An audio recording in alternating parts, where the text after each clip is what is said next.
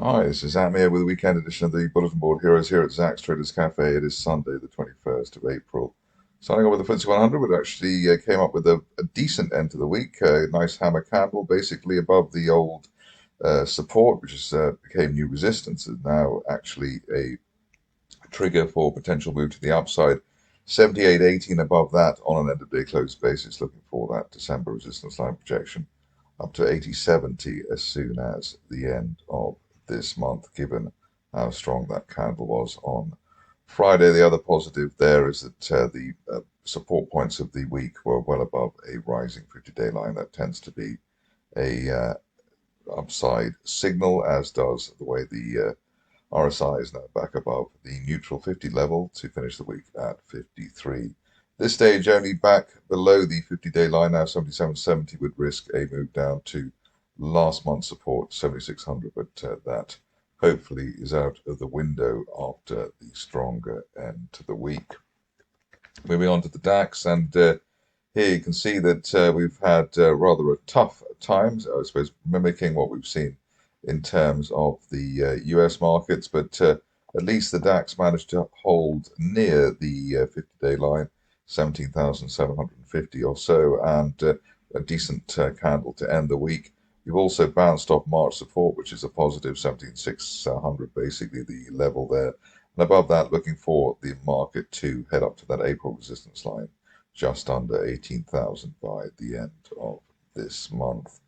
Moving on to the Dow, and here you can see that we've got a slightly better end to the week for the market, but still there was a risk there of actually testing the 2024 support there, just above 37,000, and we need to do some work yet in order to get us back up to the area of the 50-day moving average, 38,800, once we get back above the 38,000 level.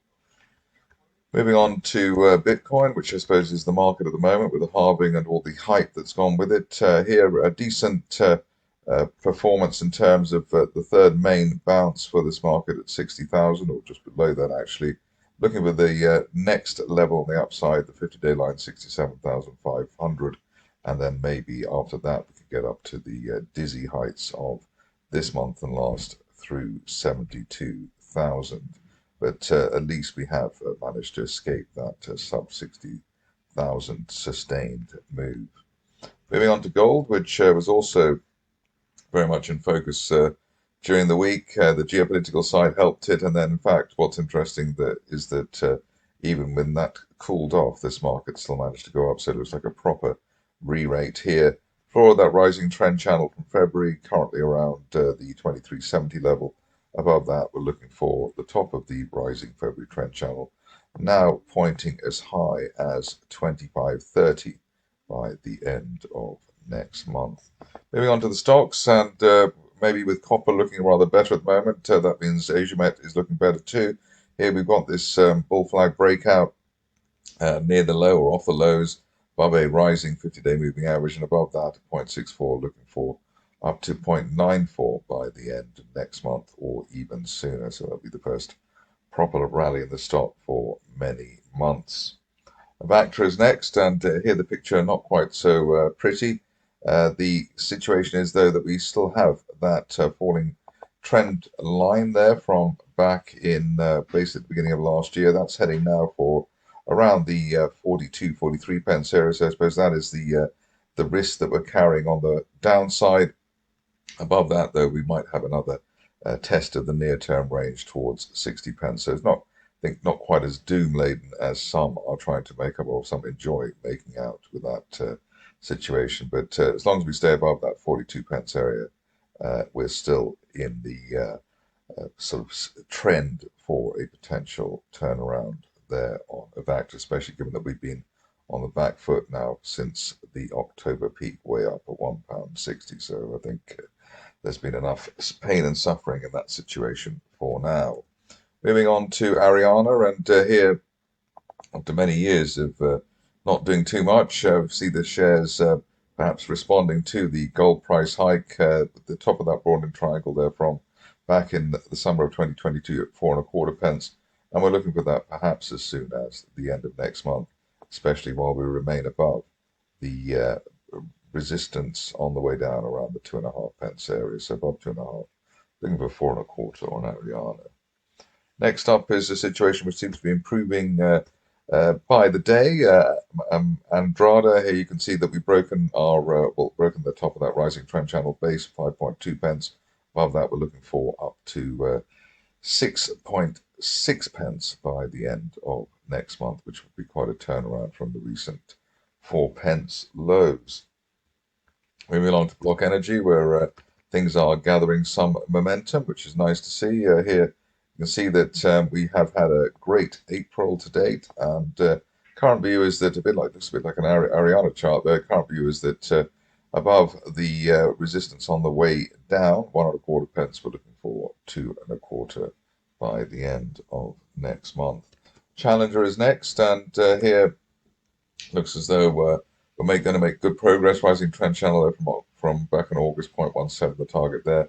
Above that, we're looking for the upper parallel of that resistance line projection up to 0.24 by the end of next month, on the basis that the shares gapped up late this week or above a rising 50-day moving average. It's also a failed gap fill of the March gap higher as well, so it's a double or even triple signal in that way. And you can even throw in the RSI rebound at neutral 50. So this is looking very good indeed, while we're above the 50-day line at 0.13. Moving on to GreenRoc, which is also looking good after a long time of not doing so. Here we've got bear trap gap reversal, one of our favorite setups there. Rising 50-day line, consolidation above it, and all we're looking to do now is break the 2.25p area on an end of day close basis to give us a move to the 200-day moving average at 3p as soon as the end of next month. On to Huddled, which covered quite religiously in the recent past. Here, another bear trap gap reversal there with a lower April there and the gap higher. Current situation is at above the 200-day line at 2.7. We're looking for 3.7p well before the end of next month. On to Helium 1, which just a sort of new charting look here with the uptrend line there from back in January. That suggests that the bulls may actually be back in business in a decent way. You can draw the upper parallel of that, which is heading towards the 3.4p area, which will probably cheer a lot of people up. Initial target here, though, that resistance line there, the red one there from March, around 1.75. So above 1.25, looking at 1.75, and then up to 3.4p, perhaps as soon as the end of next month. The new helium play at the moment is Helix, and it was good to see the end of the week. We had a decent candle, so the shares opening at the low, closing at the high, and closing above what will be their 250 and 200-day moving averages.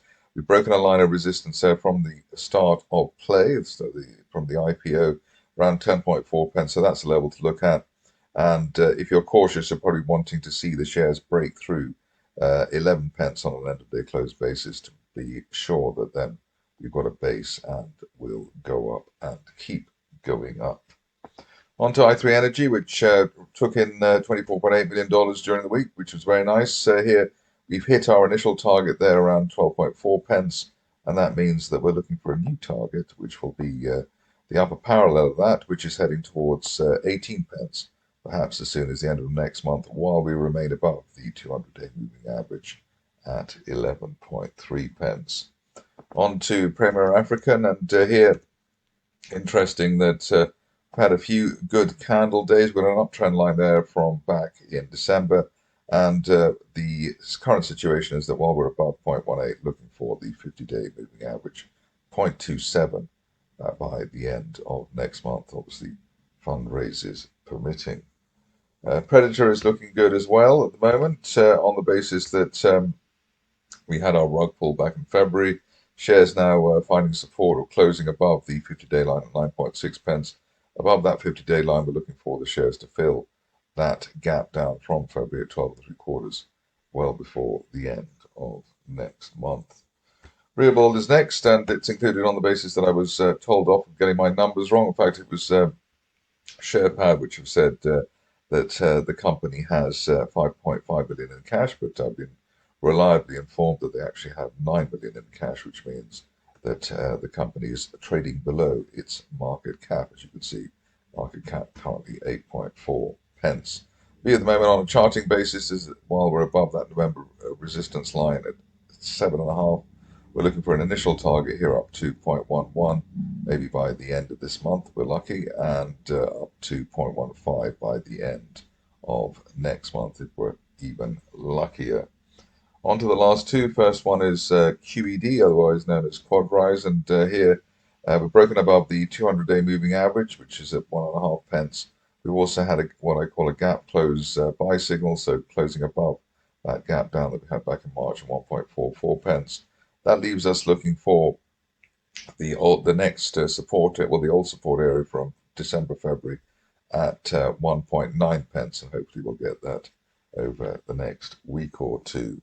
Finishing off with a stock I wasn't expecting to cover, but the chart does suggest things are slightly better with Vast. Obviously, the situation here tends to be rather upset by frequent fundraisers, but at least while we're above the 50-day line, they're at 0.4 pence, looking for as high as 0.7 pence by the end of next month. The initial target there, obviously, the 0.57, which was the March peak, but just the first sign there. There's going to be a turnaround for Vast. That's it for me today. More updates during the week.